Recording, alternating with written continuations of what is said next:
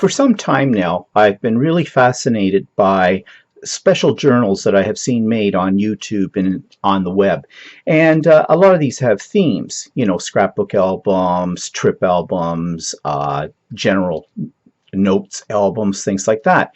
But one type of album I've really been fascinated by is called a grimoire, which is basically a book of spells. Now, before I go any further, I don't want you to think that I'm into black magic, voodoo, or any of that kind of stuff. I'm not a witch, a wizard, a warlock, or a Wiccan. Okay? I just like the look of those kind of books. So I thought I might attempt to make something like that, just for fun. It's a great way, I think, to use up some of the things I have in my stash and maybe to explore three-dimensional elements that I might find at charity shops and just when I'm out and about that have sort of a gothic, wizardy, you know, kind of look to them. Now, a friend of mine very recently gifted to me this book that she had found at a charity shop called Wizardology. And she knew that I had an interest in making a grimoire, so she thought I might find this as a great resource. Now, this book, it's a really nice book. It's got really great pictures and things in it. I haven't actually read what's in here, but it just looks really fascinating. And I'm thinking, she thought maybe I would take this and make it an altered book, but I really don't want to do it in this book. And my first idea was I didn't want to destroy anything in this book, but there are some fascinating pictures and things that I might either cut out or I might just scan into my computer and print them on other paper. But it also has these three dimensional elements in it that I think are really kind of neat. And I might copy some of these ideas for my own grimoire.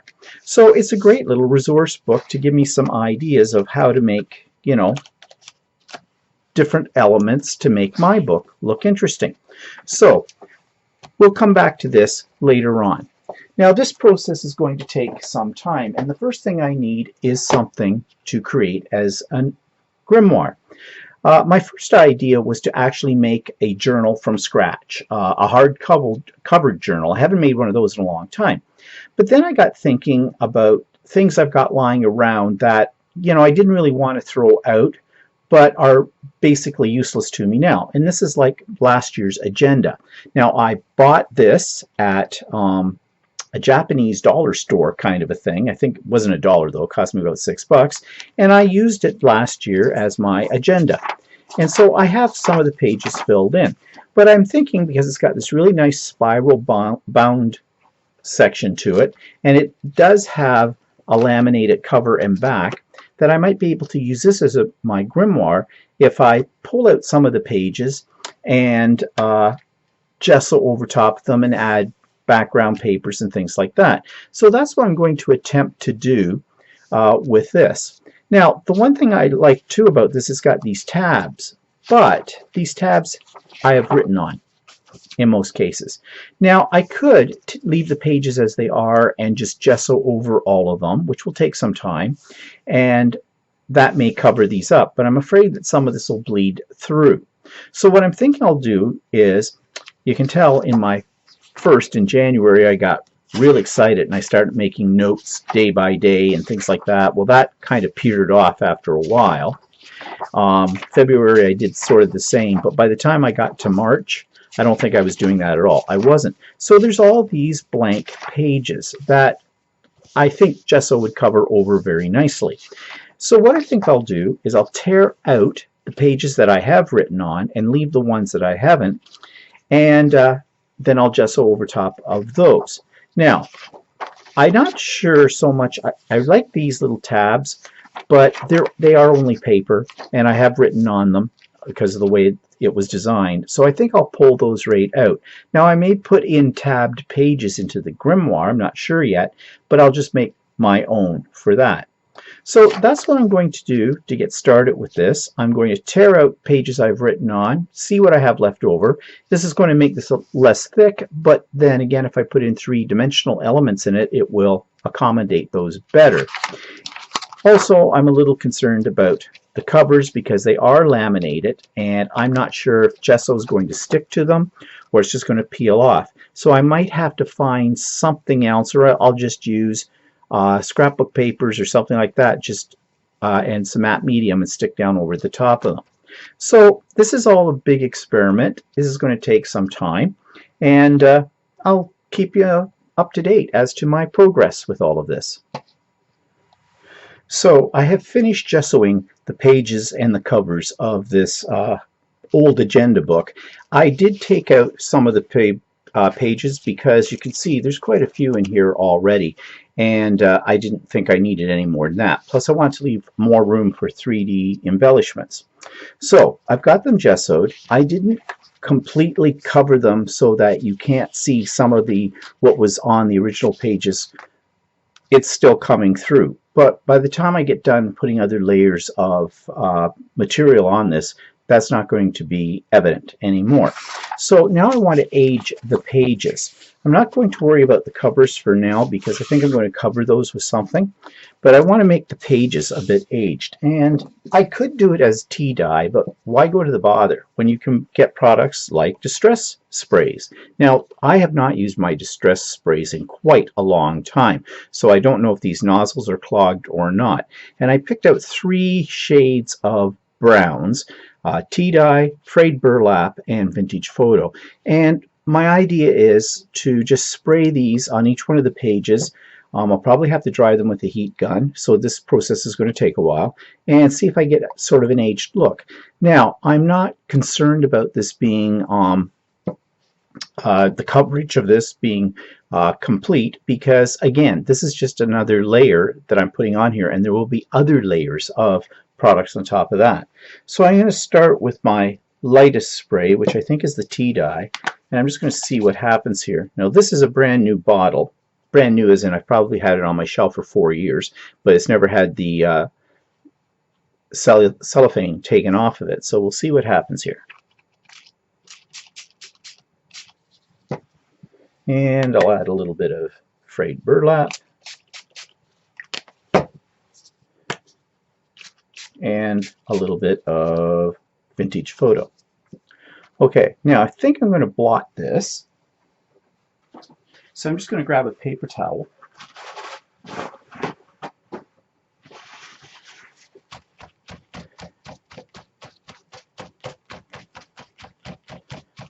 And I think I'm going to like this.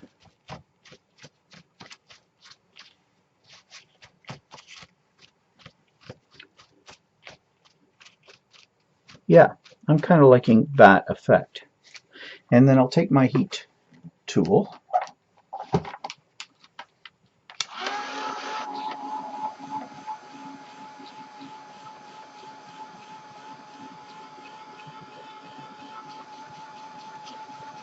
And this shouldn't take too long to dry.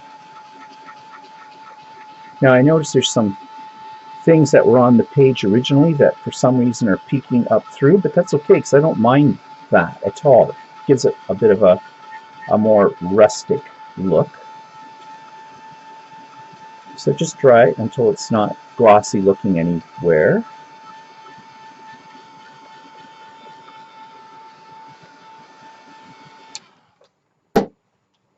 Okay, that looks pretty good.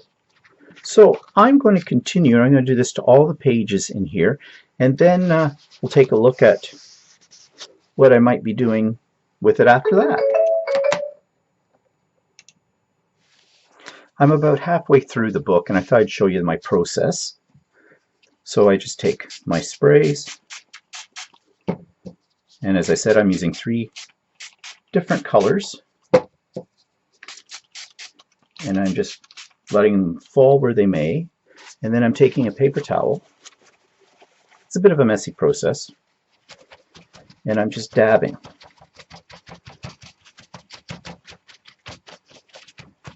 And I'm just blotting up here some of the liquid that has pooled. And I'm really liking the effect that I'm getting here. And then I just take my dryer, and it dries very quickly. And the one advantage of having the pages already gessoed besides covering up what was already on the page initially, is that it stops the distress inks from soaking completely through the paper. Now these pages are getting fairly saturated, but that's okay because I think it gives it kind of an aged look. And I'm thinking down the road that I might try tearing the edges of the pages again to give it that worn look. But for now, I'm just going to carry on here with doing the rest of the pages in this book, just in this same manner. So I have the entire agenda all coded now, and it's now looking like an aged book, as you can see.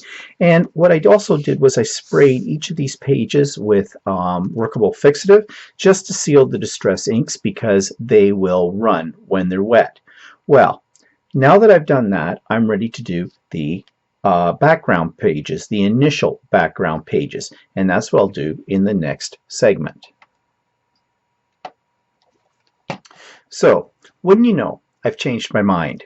I really like this, how it turned out. This would be great, but I've come across a different album, and this is a Graphic 45 album, and I really like the way it's constructed.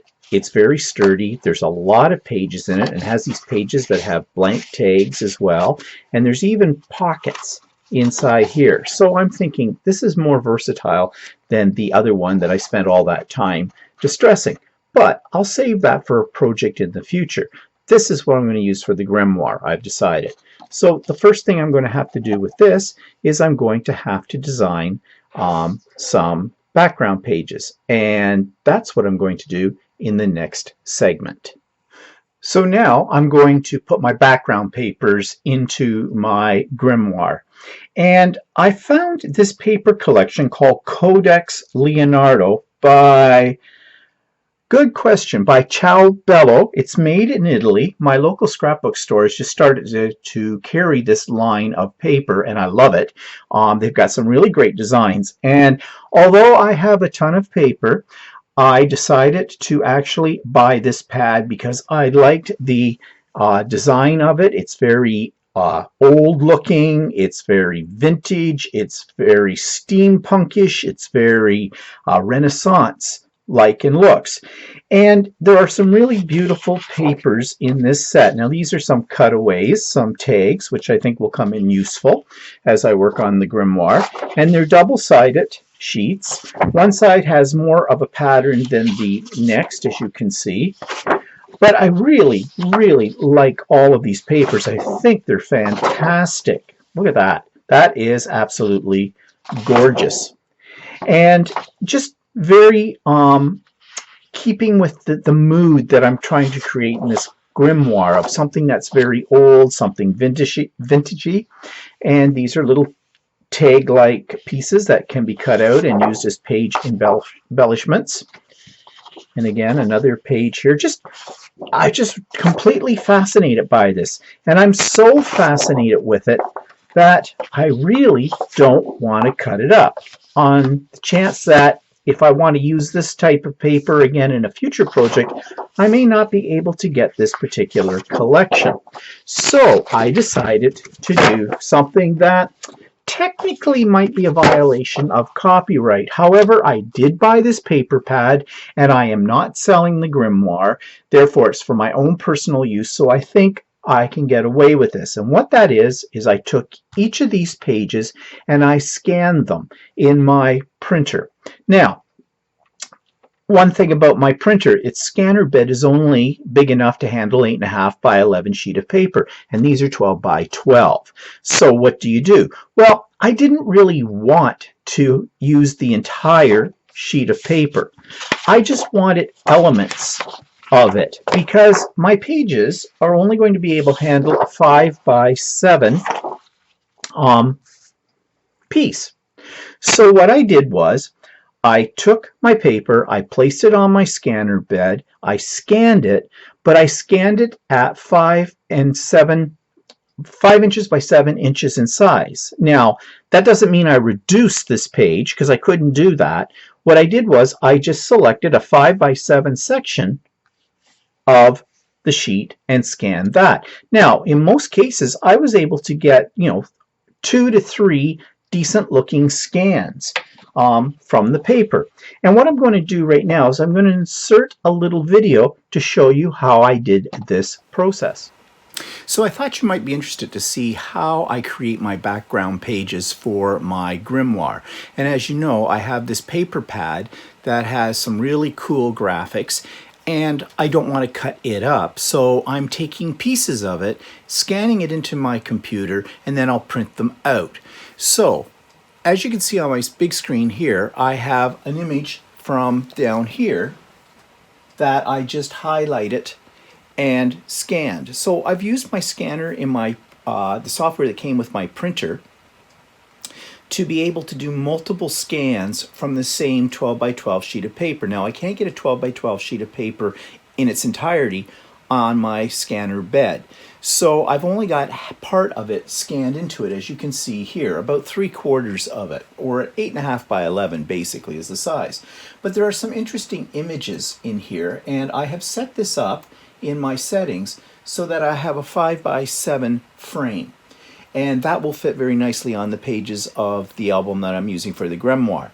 So all I do is I take several scans, so I get several different background pages from the same 12 by 12, and all I'm doing is moving this frame around, which is probably difficult for you to see, but I'm just going to take it, and for example, if you look above, I got those eyes, and I think I'm just going to move over here a little bit. I already have the image of this lady here in the background with some of the background around her in the picture, but now I think I want to focus more on her. So I'm just placing my frame around her, and I'll hit the scan button, and my printer will take over from here and scan this image. Now it takes it a little bit of time to do this because it's not the fastest process, and I am scanning at 600 dpi. Now many times when people do scanning, their scanner might default at 600 dpi. I could go higher, I can go lower. The reason I'm doing it at 600 dpi is basically that's pretty much the maximum my printer can handle printing out. After that, it doesn't really make a great deal of difference in the quality. It might on some things, but not in this case. So what and this will be fine for me because a lot of this is going to get covered up when I put it into the Grimoire. So it's just about done. As you can see, the progression bars going across, or maybe you can't see that.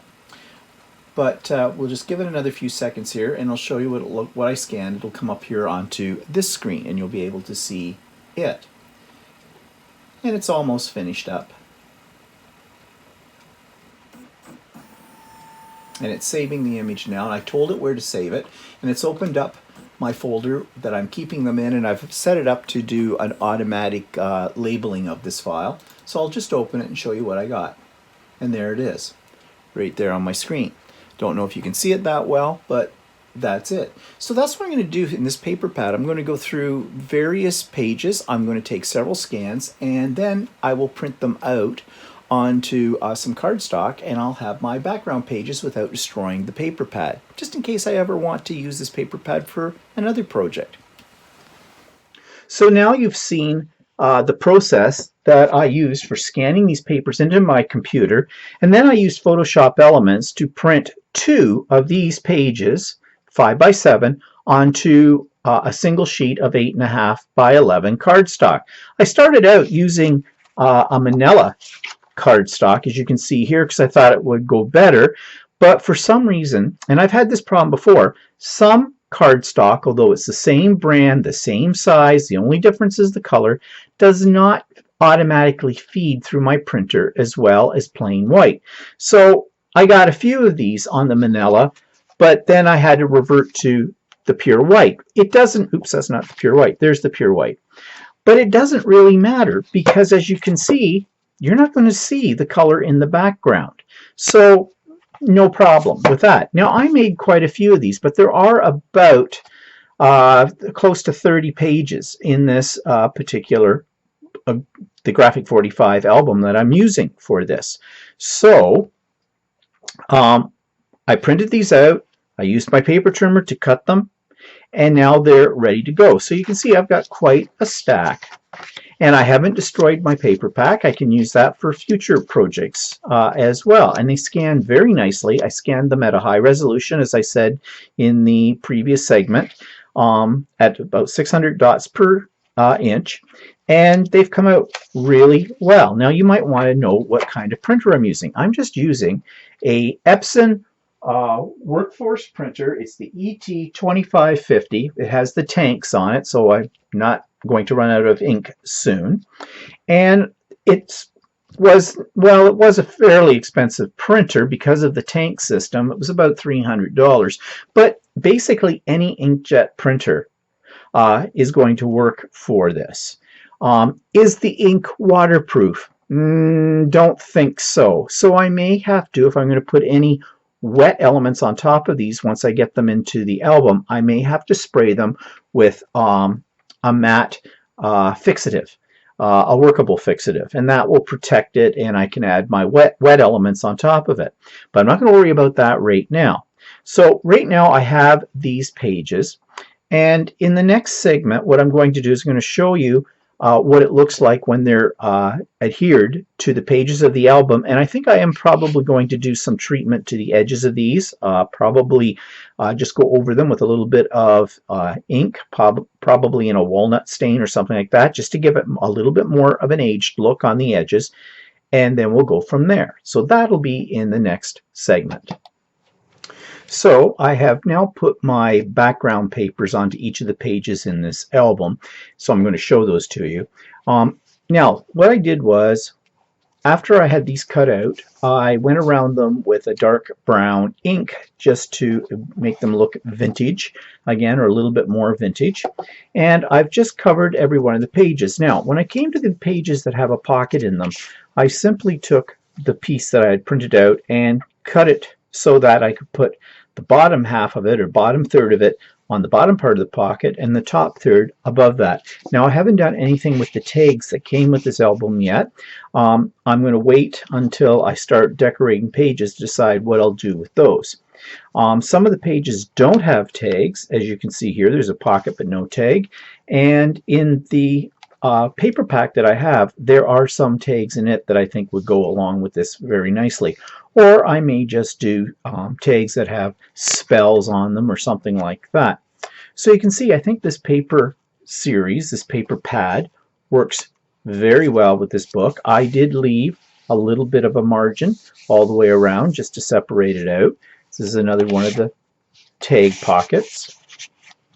There are also pockets in the side, which I haven't decided yet what to do with those, but I think I might put fairly large tag-like pages in these, and they'll have a tab on them, so the tab will hang out a little bit over the edge of the album. I think that might look kind of cool with that. So you can see I have it all done at this point.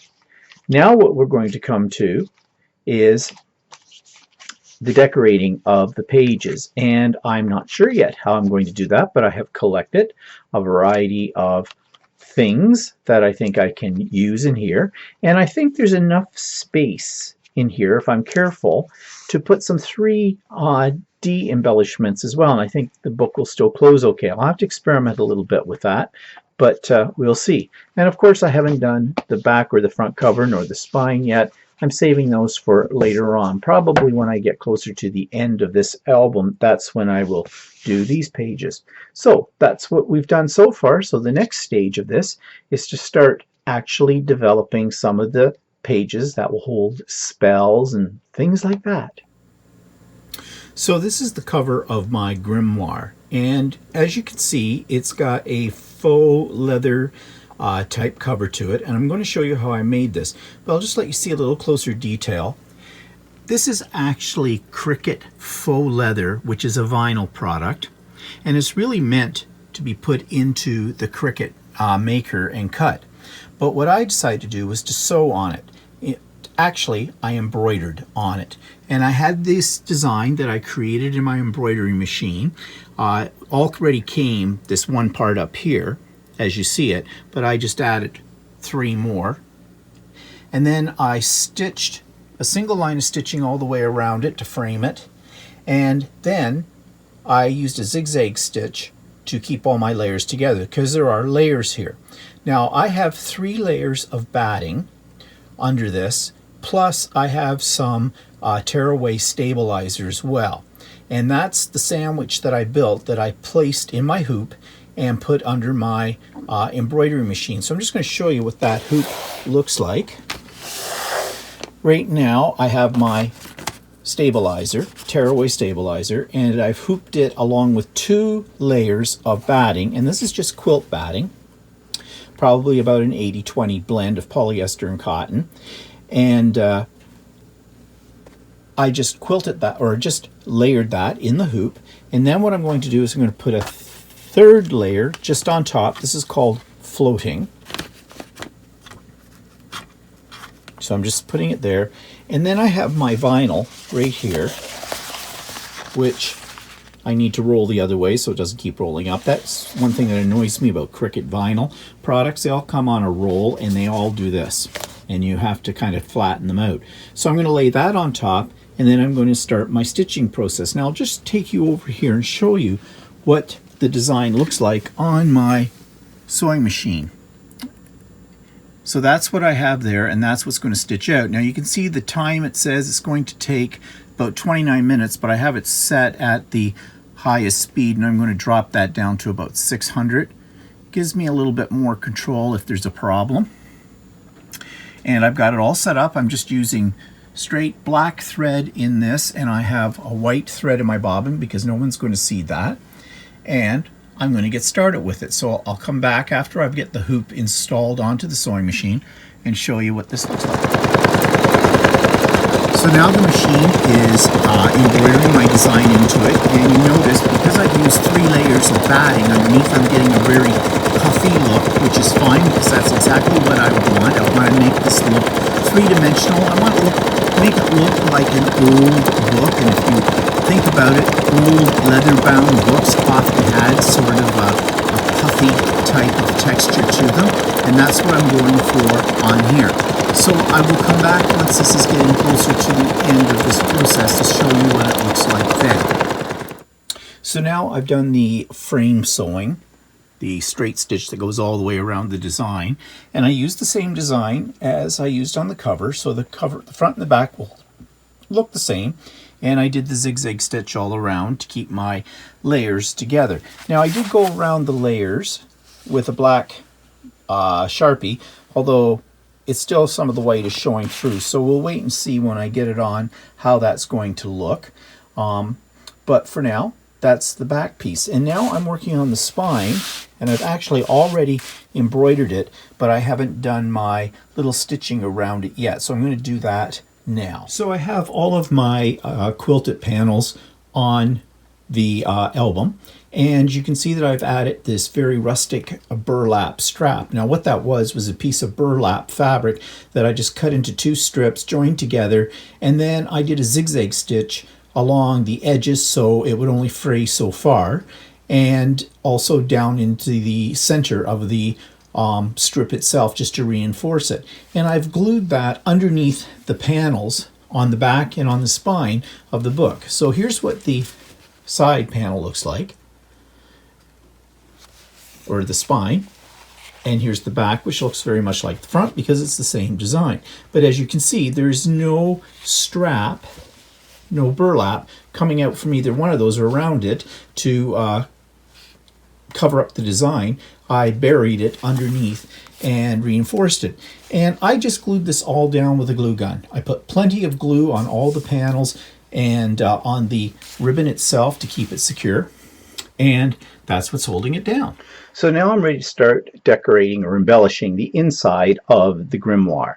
And I think I'm going to start with the very first pages. I was debating whether or not I should start with go in the middle and work my way out. But I think I'll just start with these pages first, because these are going to serve sort of as the introduction. And I've picked out a couple of things. I downloaded a bunch of spells. Now I think these are fake, but there's one here called Book of Shadows Blessing, which I think would be appropriate because this is another name for Grimoire, is a book of shadows. And I've got this little diagram here that I thought might be interesting. And this is from the paper pack that I mentioned before that I scanned, and I really like the idea of the owl on here and the the cosmos looking background. It suggests mysticism, I think, to me. I have found another little spell called the karma spell. So this is something that I think, you know, you want good karma, so that might be a good way to start a book of shadows as well. I have this tag. This is by Mike Deacon and one of his digi downloads, and I just thought it might be interesting to put a tag over here and possibly put this spell on top of that, so you pull it out of a pocket, and I might make this into sort of a pocket over here. I picked up a few little pieces of ephemera that I think might be interesting. This bare tree wood chip I think might look good somewhere on here if I color it up a little bit. And then I just picked up, I don't know if I'll use all of these or whatever, but a little border, a gold star, a couple of bats, and a skull. And I've got out my distress ink for aging, and we'll see how this works. And we're just going to build from there. I also picked up a couple of my rubs. These are metallic rubs, which I might use on some of these pieces as well. We'll see how that goes. So first of all, I want to start with the base page, and I'm thinking that Book of Shadows spell should go on here.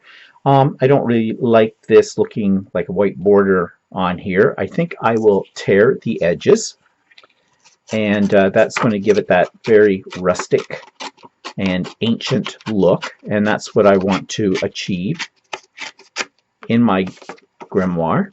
So I'm just ripping the paper along the edge to expose the white core,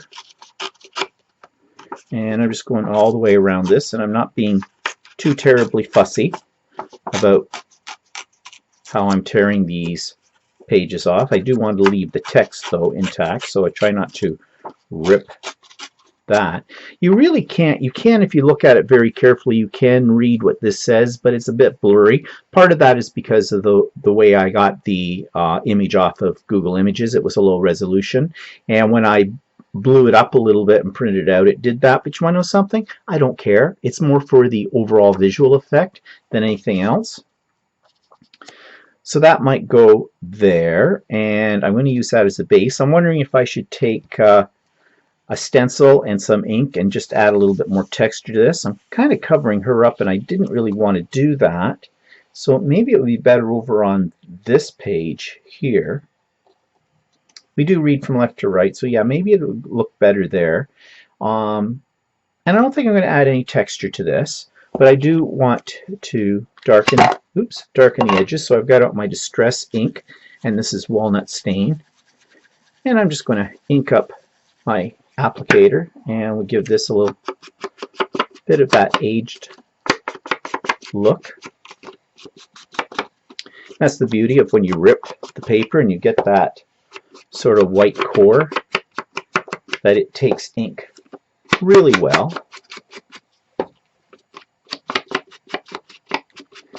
And I'm just wondering if this still looks a little too precious, so maybe we'll just give it a little bit of a crinkle here and there.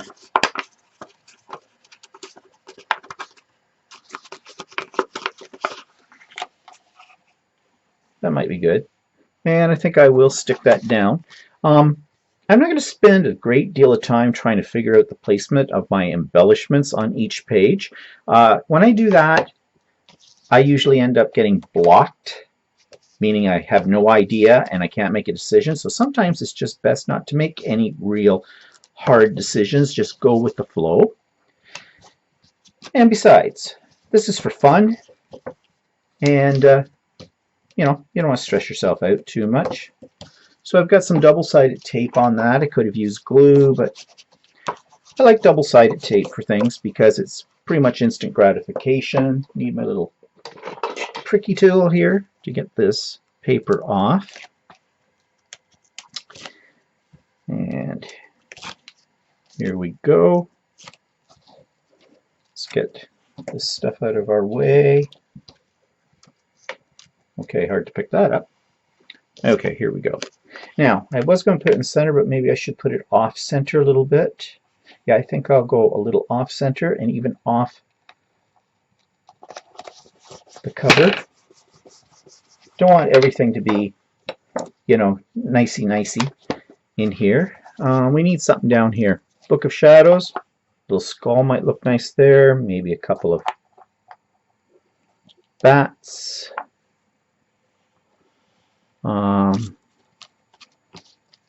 Something down here. Yeah, that might look okay. This is copper. Let's see what this might look like on the bats. Oh, it's got this, ooh, it's gooey. Gooey. Okay, time to get dirty.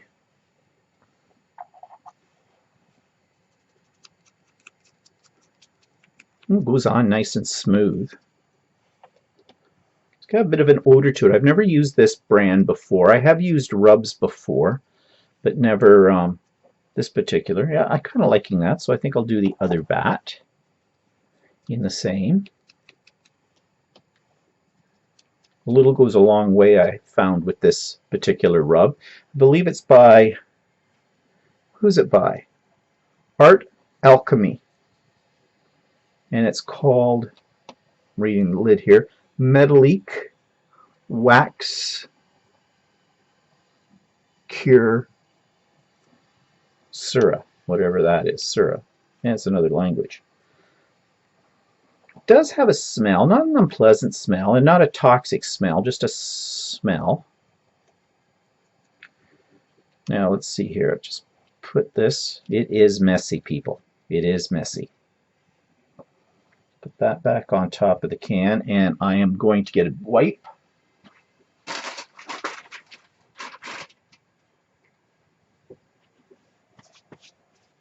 And now I'm going to have copper-colored fingers.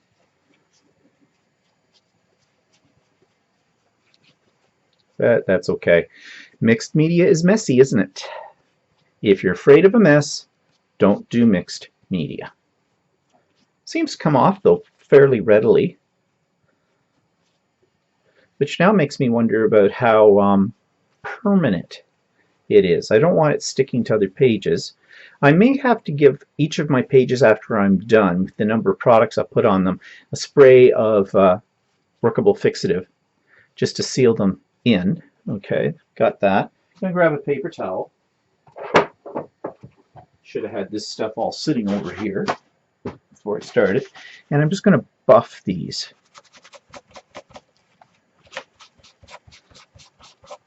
And buffing will take off some of the excess.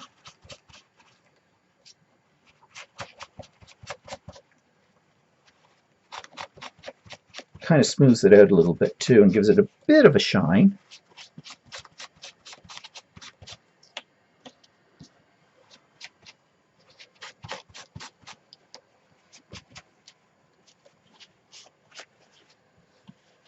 I've got some on the edge of my grimoire.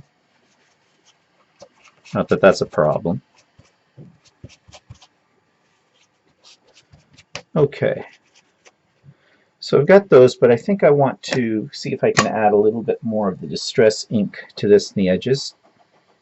They're looking a little too finished. So we'll see here.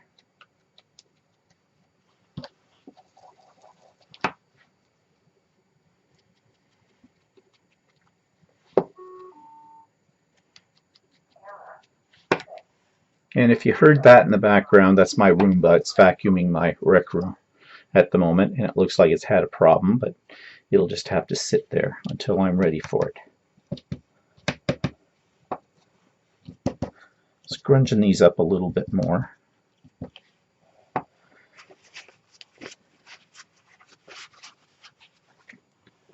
put the lid back on here. Don't want this stuff to dry out, because this is not particularly cheap, this stuff. I think I paid about $11 Canadian for each one of those little cans. So, although I think they'll last a long time, as long as they don't dry out. I've had other products like that too, and not by the same company, but they have dried out over time. So let's just place these in around here. Maybe one more up there, over here. And I think that's where the star is going to go, but again, maybe a little too shiny. Let's see what happens if I add a little bit of distress to this. I want to grunge it up a bit. Sorry, I'm off camera. See, while I'm doing it, it says I'm just going over this. I think this was a piece from Project Life, one of their kits. I think that's where I got it. Okay. And then this skull here. Now, I have another one. It's more of a pewter.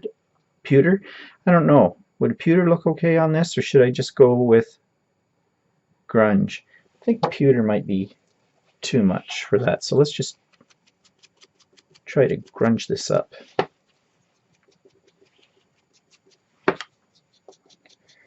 I'm not sure where I got this piece of chipboard. Probably picked it up along with some Halloween supplies at one point when I was doing a Halloween themed page or something.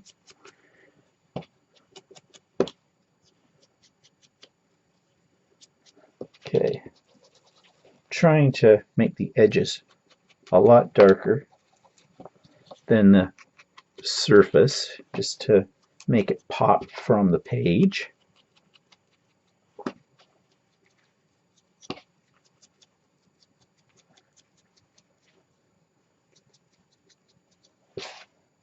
Okay, how did that look? Do I want it to overlap on the star? Yeah, I think I do. Just a tiny bit. Maybe what I'll do is I'll use some pop dots on that. Some dimensional foam squares. Okay, let's get this stuck down. I think I will have to use some glue on that. Do I want to use my Gorilla? I suppose I'll use my Gorilla glue. And there goes the clock. Of course, every time I do a video, the clock has to strike. Oh well, it's a musical interlude. Okay, so we've got our star. I think I'll put it this way because it looks more evil-ish.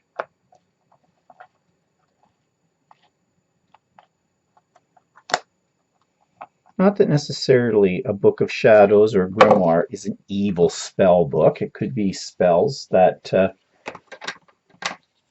are for the good of people.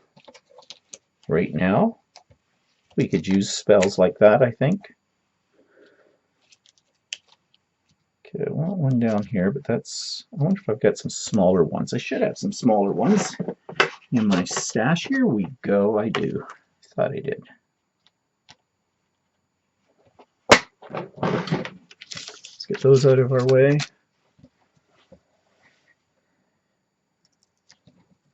Now I think for the sake of keeping these secured, and I probably should have done it before I put these on here, I'm going to give them a little drop of Gorilla Glue. Because I do find that over time, these little dimensional squares do dry out, and then your pieces fall off. Should I angle it? No, I think I'm going to do it straight on. Right there. Just hold that down for a minute. Now, I don't want to get too many 3D embellishments in this, or raise things up too much, because although there's a fairly large gusset in between here, over time it's basically going to fill up very quickly. Like it's going to get too thick and then it's not going to close, and I want to be able to close it. So let's just add the bats. Again, we're adding bats with the Gorilla Glue.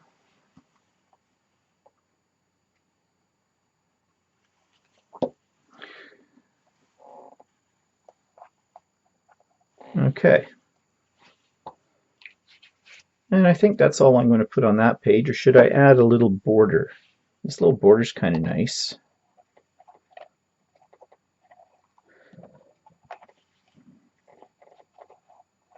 That might look nice just there at the bottom of the page.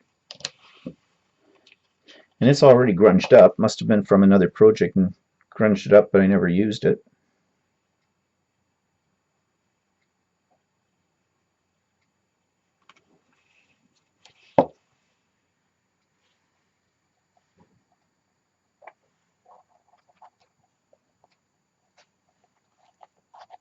Just hold that down for a couple of seconds. Everybody sing.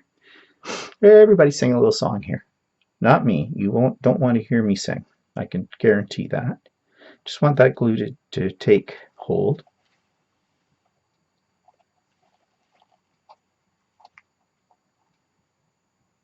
So one thing I find about Gorilla Glue, it holds once it holds, but you got to get it to hold, if that made any sense. I'd like something with a little quicker grip. And there are glues out there that do have that. Okay, that's pretty good. Now, this page, I do want to use this, but I was talking about putting a tag in here. So I need a pocket. Would this make a decent pocket? I could do it that way. Yeah, I might do it that way, but I'm going to tear this down like I did the other one. Don't want straight edges.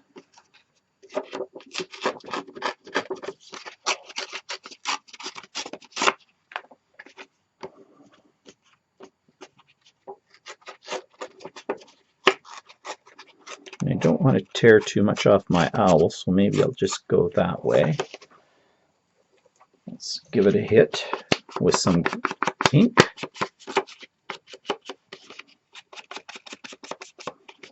Well, I know something I should have done on that other little piece. Just to grunge it up more, I put a few little crinkles in it, but I should lightly go over it.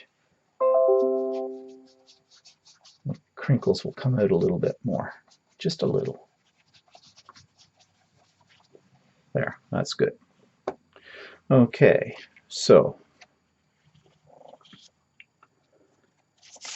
I'm going to grunge up this tag tube. I'm going to tear off this bottom piece.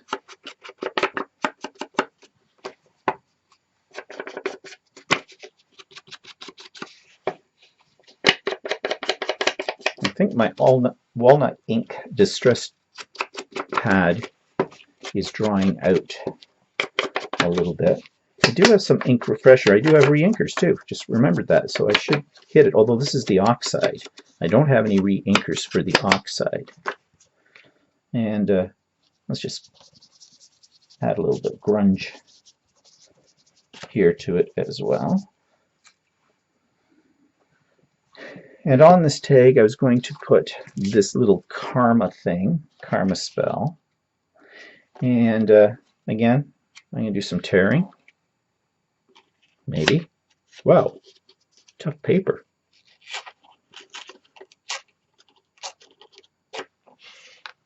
Just going to tear the top of it.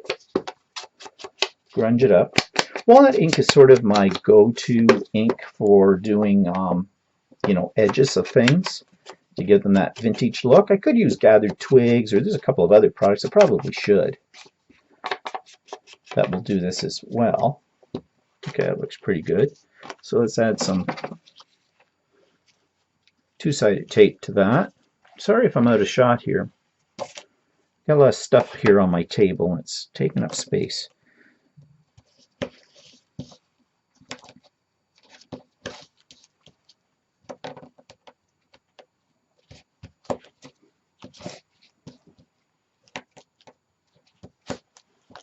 I want to use that tree as well. To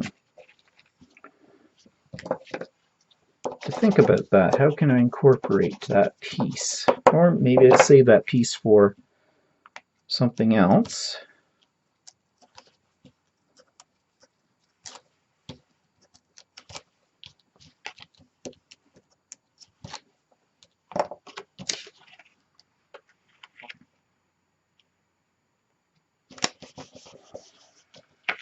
Okay, so if I want that to slip just sort of under there, now if I had this tree, well, that might look cool there, but I only glue it down here, and then this can all slide under. So let's get this piece down first. Make sure I put the tape where I want it, just on two sides.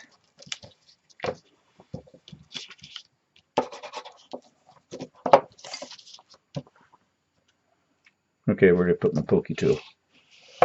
There it is. You know, it wouldn't matter how much space I have, and I have a fair amount of craft space here. I would fill it. Okay, so I want to put that right about there. Now this, we got to do something about this. I am covering up her face, but it can't be helped. I guess we'll go back to this first.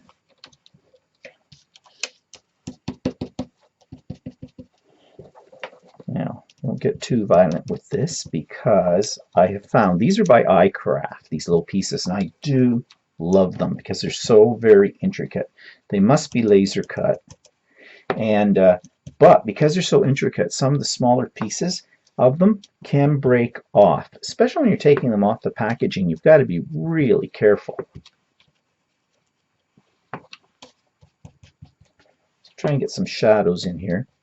There have been several that I have broken in half simply trying to take them off the packaging. I do love the iCraft products that come from India, and you know that from my whole series that I did for a whole year on all of their albums. This, by the way, is not one of their albums. As you know, in the previous segment, it's a Graphic 45 album. Okay, that looks pretty good. But their packaging really sucks. Okay, I think I look good there, so I'm only going to put little dots of glue on the parts that are going to touch that owl piece, because I want this to be free to be able to stick the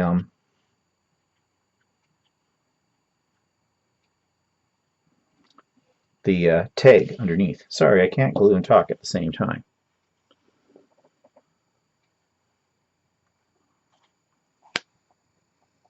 Now, I did get some glue. I knew I'd do this.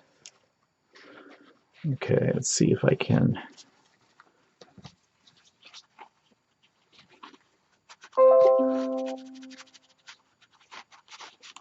Oop, shoot, I almost busted that off. Okay, let that sit for a minute. And then let's see.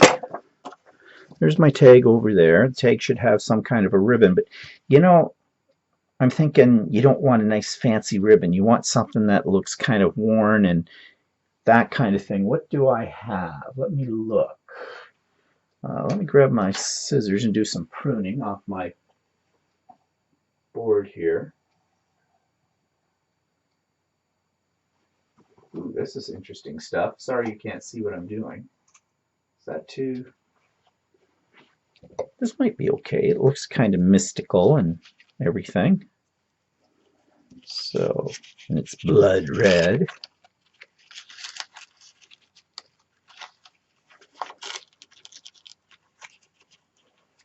Now, I didn't put anything on the back of this. It's just white, but I'm just going to leave it that way. Maybe I'll come back and add something to it later. Okay, how would this look? I like the red effect, but maybe I want to just let those drip down, but I think I'm going to glue those so they don't go too far. So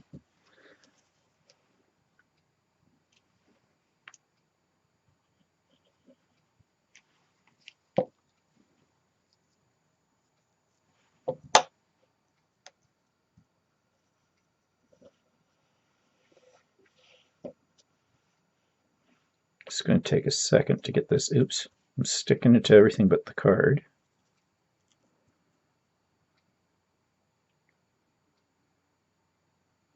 Just counting to myself here to see. Of course, I'm stuck my fingers down to it.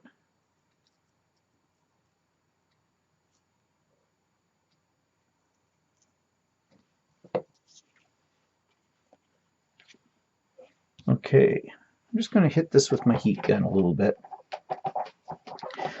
I do not recommend hitting Gorilla Glue with your heat gun because it does give off fumes, very strong fumes. So I'm just doing it for a few seconds. Just want it to get tacky. Yep, here come the fumes. I know, you're all going to get upset with me. Tell me I'm being a fool. And you're right, I am. I'm being a fool for art.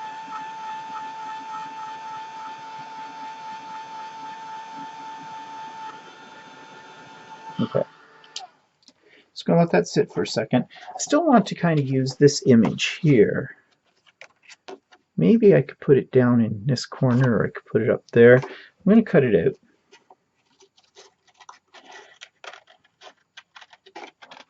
Doing a little fussy cutting here. This is something I do not enjoy doing, is fussy cutting.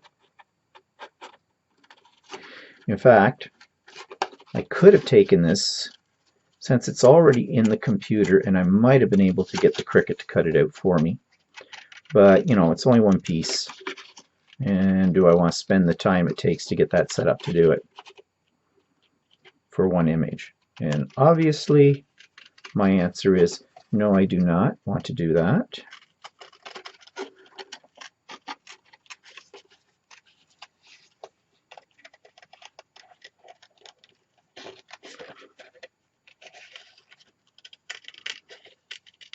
Trying to leave a little bit of the black border on this.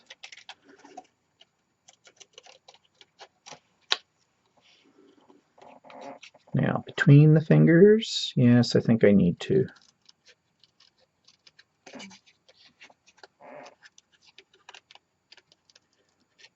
I'm just giving you the finger. Haha. Yeah, no. Okay. Oh, there was my stomach. Must be getting near lunch. Okay, there we go. I think we need to hit it a little bit just to make it stand out.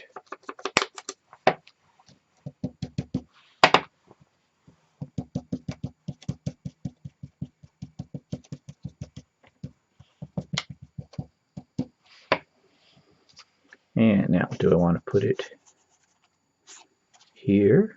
Actually, I think I was going to put it down here. It's kind of big. Can I get it? Do I want it there? Do I want it? I think I want it up here. Now, if I do that, though, can I get my card underneath? My tag. Uh-oh.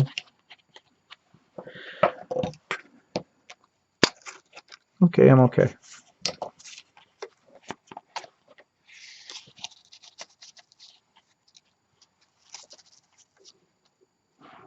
Don't like that little piece hanging off. It's caught in the tree. Let's give that a little clip.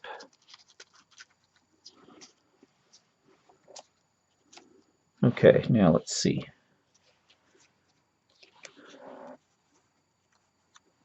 Now I think I'll put the hand right up there, and I'll let the fingers curl a little bit, because I'm just going to put a little glue just down here on the palm, back of the palm, so it doesn't seal up my little opening there. Okay. Now I think it needs something else. It needs something down in here or over here or something. Maybe a little piece of bling or something. I wonder what I have in my little stash.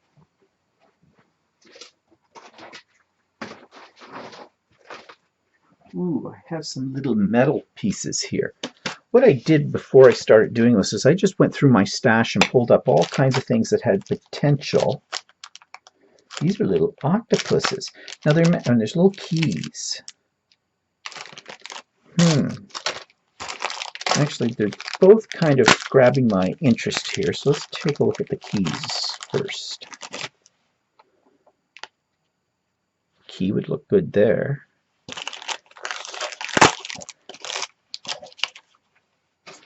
And a little octopus. These feel like they're kind of like plastic. Maybe just up there, but I need to take the shank off. They're just plastic, so I can probably, yeah, I can.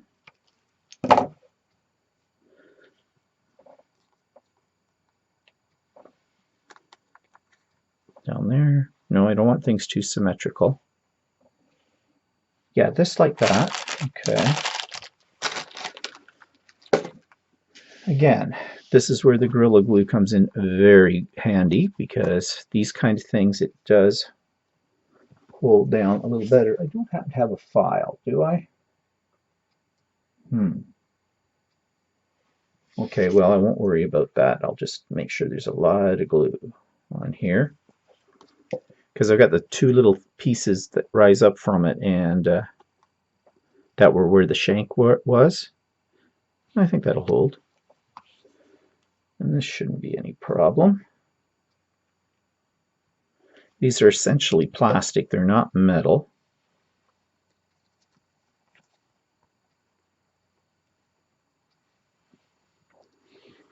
Okay. Now, do I need anything else? Should I have something in the middle of the tree? No, I like that. I want things to poke through the tree. These ones are pretty much dry now. That's good. These still have to have a few more minutes here. So while it's setting, I'm just going to clean up a few things off my work table so we can get a better look at this. So just bear with me for just a second. Garbage, garbage everywhere. But yeah, I'm just looking at this and thinking, do I need to add anything more to it? Now I'm wondering, is the skull, you know, what would be nice is to have some sort of like a little star or hexagon or pentagon or something in the center of the skull. I don't have anything like that. But do I have something over in this little box here that I could, I have these. They might be too big to cut off the shank. Oh yeah, I like that. Right in the middle of the head. Yep. When in doubt, stick it in the middle of the head. So see, they've got these little shank on them. So this is why I'm using the scissors, just plastic.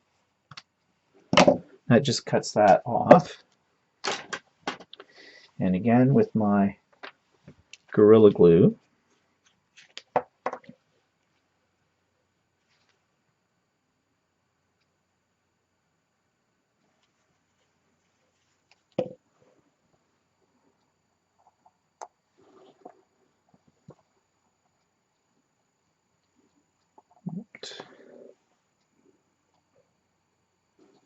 I wonder if I should have, it's got north, east, west, south on it. I guess I'll put it so it's straight.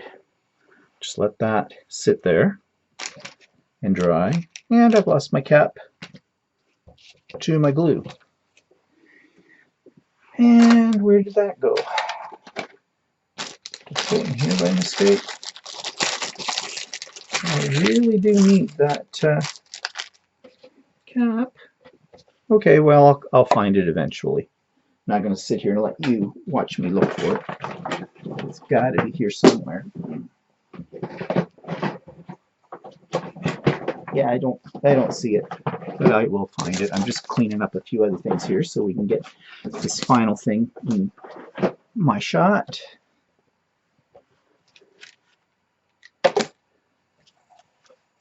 Oh, there it is. Look at that. Amazing when you clean up what you'll find. Okay, let's take one more look at this and see if there's anything else I should add.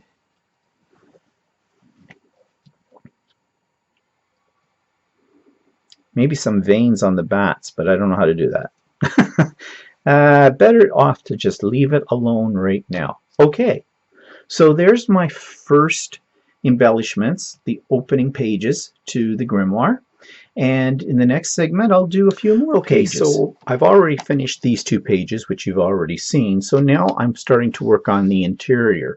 And I'm going to work on these two pages. And this one has a little pocket spot right here, as you can see. So I have a tag. This is a tag I made a little bit earlier out of some of the paper I'm using as the background. And I'm thinking, since I've already had an introduction to this book called Book of Shadows Blessing, I thought I'd look at a couple of cards here I've got that are called Ritual. One is Cleansing Crystals for Rituals and Ritual itself. And I think I'm going to put those on the front and back of the tag. And I'm going to take some of this ribbon that looks sort of like a crocheted kind of thing, and I think I'll take my oxide ink to this and just grunge it up a little bit. And I'm going to grunge these up as well.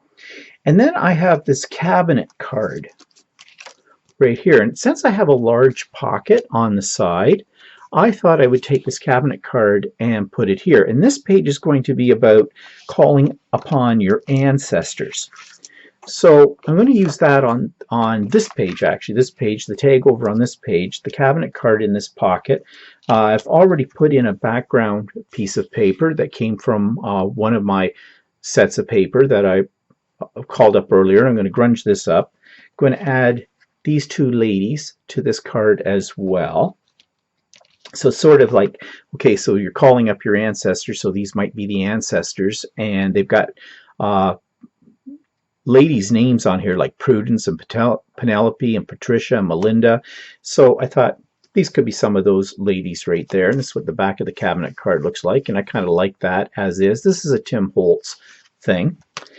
And I've got some more of Tim Holtz's paper dolls, which I may use along the edge of these this pocket, along with this little stylized type cross. Again, I'm going to grunge that up. And I have found a couple of these little corner pieces, again from, I'm not sure where these came from, but I thought they might look nice, you know, positioned on the corners of the cabinet card to dress it up. So I have all of my materials here that I want to work with, so I'm going to get started. So on this page we're going to have the calling upon our ancestors, and I've printed this out. This was an image off of Google Images, and I want to do a little bit of tearing on this to rough up my edges, and then I'm going to apply some ink to this. And I don't want to rip the words, so I'm trying to be careful here. And I think I'll just leave these edges as they are, but I'm going to use some Distress Oxide Walnut Stain, which is what I used on the other pages. And I'm going to get my applicator really inky and just go around the edges of this, grunge it up a little bit.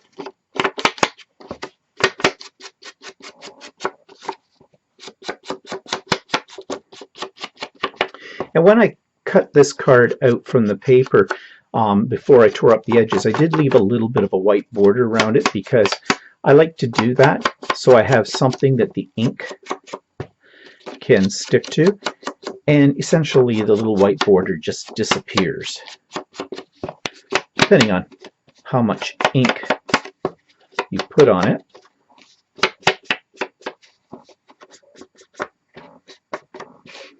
Okay, and I am just going to adhere it right down there, and I think for the sake of time, I'm just going to use some double-sided tape on this. Could use wet glue, but I don't like waiting around for, let's get these things out of the way, waiting around for my wet glue to dry. So this is fast and it holds well. And get out my bone folder and just give each piece of tape before I take off the backing a good varnish. And let's take the tape backing off.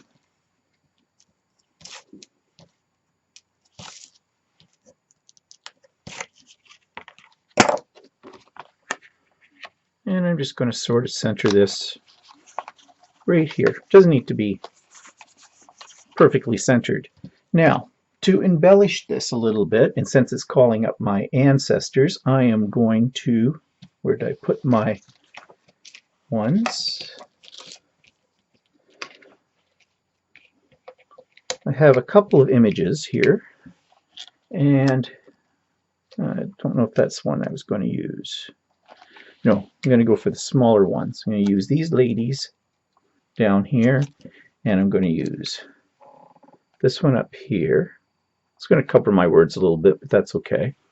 And essentially, I think I could do a little bit of ink around the edges, I suppose. Yeah, that just gets rid of my white edge. And again, makes them look kind of ancient. And I'm just going to use some of my Gorilla Glue. Now I could raise these with some dimensional squares or pop dots, but I don't think I'll bother because the page before this is fairly thick, as you can see when I try to close it. So I don't want to get things too raised up, too thick. I want to be able to shut this grimoire. So on this page, I think it would be best just to stick these down flat.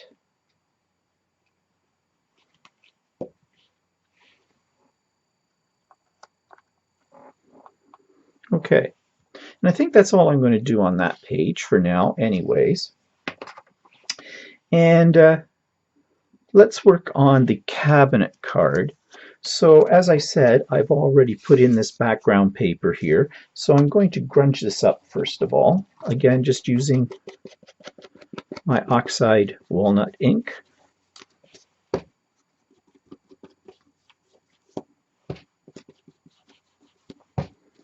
And I do want to make this look really kind of old and grungy here, so I'm just spreading this on. This has got kind of a smooth surface to it. And I want to take my two little corner pieces and add those. Now the reason I'm only adding two of these, boy they're slippery, here and here is because, not down here, because this already has a little border. Oops, you can't see that, sorry. This has a little border already here. I don't want to cover it up. Plus it's going to be tucked in here, and I don't want bulk. If there were two of those little pieces on either side, it's going to make this page bulge out a little bit more, whereas these are going to hang outside of the page. And now here's something I should try though, before I get too carried away. It is going to hang out of the book like this. Is that going to cause me grief when I tie up the book? Not really. I think that'll be fine. So let's get these on here. Again, using my trusty Gorilla Glue. Wow, I have a hard time picking these up off of my mat. A little glue on there.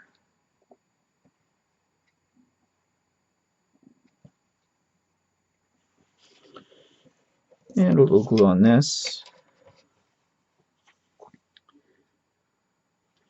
And right now I'm doing this first before I do the rest of this page because I want this to have a little bit of time to dry.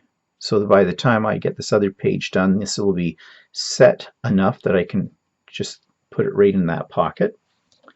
And my ladies, they need a little bit of ink.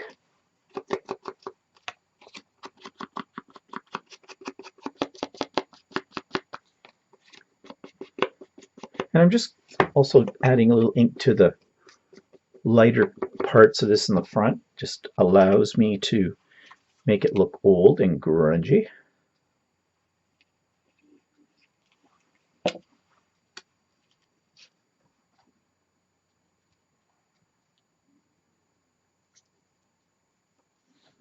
Gonna let her one foot sort of hang out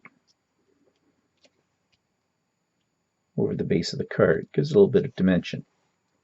Okay, and that's all I'm going to do to this right now, and I'm just going to set that aside to dry. And we're going to work on the tag next. So I have these two cards, one on the front, one on the back. I think I'll put the ritual on the front, and I'm going to do the same thing. I'm just going to tear.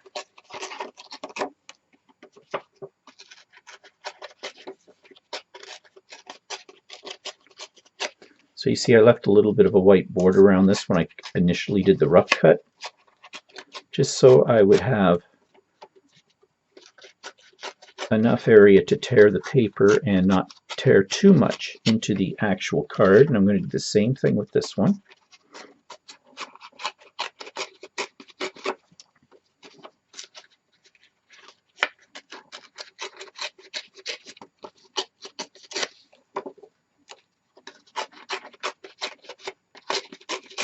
Now, another way to rough up the edges of things like this is you could just take a piece of sandpaper or a emery board and just file along the edges, but I find tearing it gives it a nice effect. So let's get out my ink.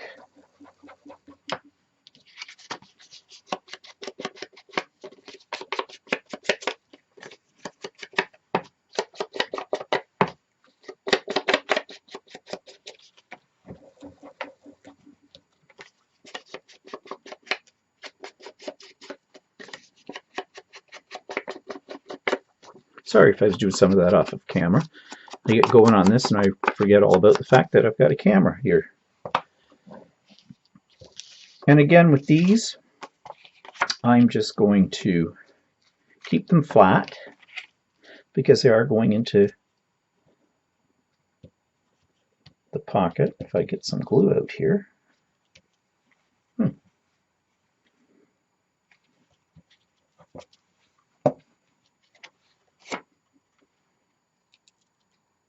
Maybe I'll just set it off on an angle just to be a little different.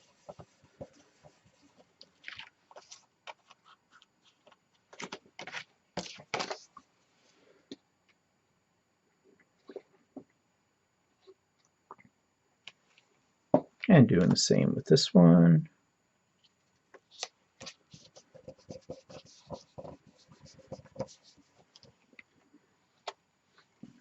And you'll notice that it curls up a little bit on the edges here. I didn't put the glue all the way to the very edge, and that's not a problem. But one thing I forgot to do, and I better do that now again, is I want to add a little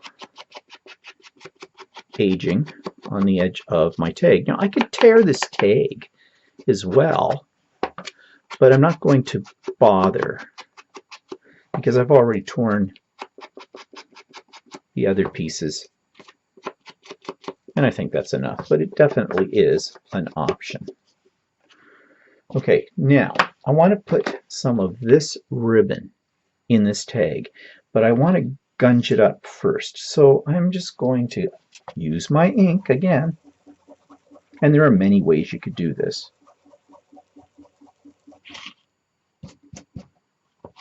But this is probably the fastest and the easiest.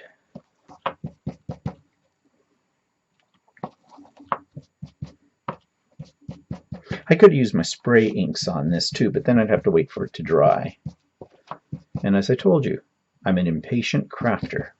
I like to do things fast. Okay, that's good. So let's take a pair of scissors here and let's cut that off. Scissors aren't very good for cutting fabric. Okay, and then let's just double it over and see if we can get it stuck through the hole. And I'm just going to loop it through. Not going to worry about tying any kind of fancy knot to this. And I think I'll leave it so it'll hang out a little bit. Now, before, I'm going to let this have a couple of seconds more to dry, or to set. And in here, I'm going to, I thought I would take some of these, and that's my pocket edge there. But because we got calling upon the ancestors and ritual and the whole bit, I thought I'd put these people right here. Maybe she goes on that side. No, I think it goes better the other way. So again, let's get out our ink and grunge up my little paper dolls. These are the Tim Holtz paper dolls, by the way, which I love them. And I should see if I can order some more packages of them because I absolutely love them. I use them for all kinds of things. And they're nice too. In the set, you get oh, I don't know, 100 of them or something like that. And there's quite a few different characters in there, but they also come in a couple of different sizes in the package as well, which is kind of nice. Okay, I think that couple's kind of grunged up enough. Now, we don't want to put glue on the upper half of these because I want it to be able to get into the pocket below, so we're just going to glue the bottom half of them.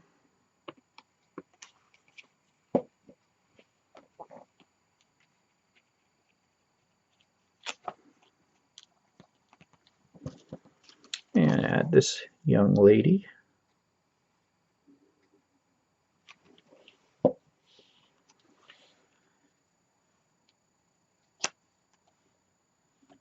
And I'm not having them overlap each other because there's one more little element I want to put on here, and it's this stylized cross, which I think I'm going to stick right here between them.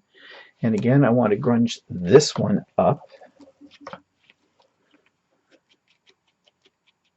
It's just a little chipboard piece. I think I got a package of these at Michael's.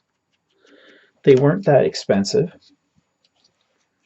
which is a miracle considering it's Michael's. Usually use a coupon because, you know, why not?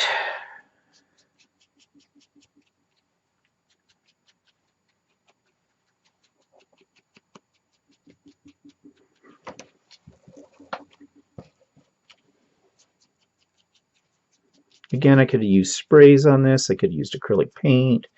But this is fast. This is easy. It gives me pretty much the effect that I want. And more glue.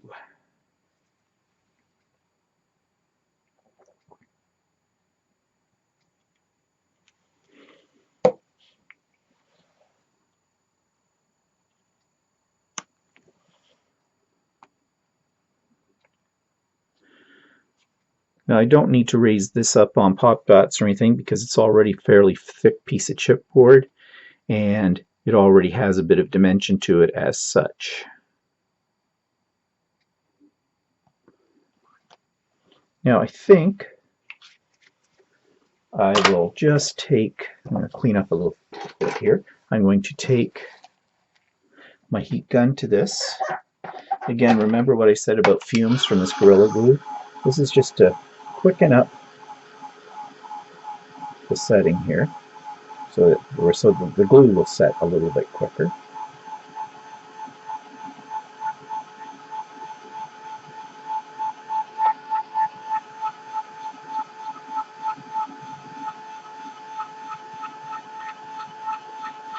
Okay, that'll do. And I think I can stick my cabinet card in here like so. So they're just peeking out over the edge. And then my ritual spell card just go in there, and I'm just going to raise it up a little so you can see there's a spell. I'm going to let that hang out, and there's my page. All done. And when I close the book, I have some elements that will be sticking out from it. And I think that'll look even cooler. So there we have it. So that's the next set of pages. And so next time I'm going to do another set of pages, and we'll see what we come up with then. So this brings us now to pages 4 and 5 in the Grimoire. And what I did with this one is I sort of stole a few things from this book. This book was given to me by one of my ladies that takes my art journaling class because she knew I was making a grimoire at some point, and I've had it for a while. She picked it up at a thrift store, and it's a kind of a neat book. It has lots of little things in it that kind of inspire me, and I cut a couple of these things out to do these 2 pages from this book. So I'll show you what I've done. Now in this segment I didn't do anything really that unique in terms of technique, so I'm just going to show you the finished pages and talk you through what I did with those. So these pages you've already seen, of course, and here's today's spread. So on this page I had a tag and a blank page, and so what I did, first of all, start with the tag. So this tag was a tag that I've had in my collection. I believe it was a Mike Deacon downloadable printable file at one time, and I grunched it up a little bit with some ink around the edges, and I've been doing that with everything in this grimoire just to give it that aged look.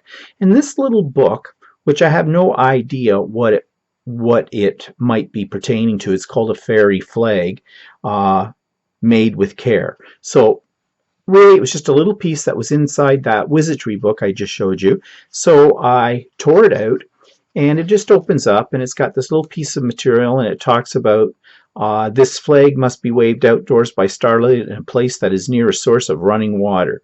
Carrying a small piece of the flag about your person may provide a modicum of magical protection. So I just stuck it on the tag, and I already had the hole with an eyelet here that I had put in the tags previously, but I added this little chipboard element, and I just took some of the Walnut Distress Oxide ink and just went around it to color it and added this ribbon.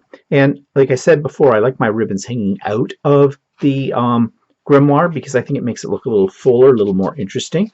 And there's a pocket in behind here, and this just fits right down inside. It should fit right down inside the pocket. Pockets are a little stiff. Get that in there. There we go. And as I said, I want the tail of that hanging outside of the grimoire. Now this little booklet or pouch came in that wizardry book as well. And I added these little expressions, I guess, just a variety of different things. And I added this little plastic embellishment, and you've seen that plastic embellishment before because I used it on one of the other pages. And then this just pops up, opens up. Maybe it does, maybe it doesn't.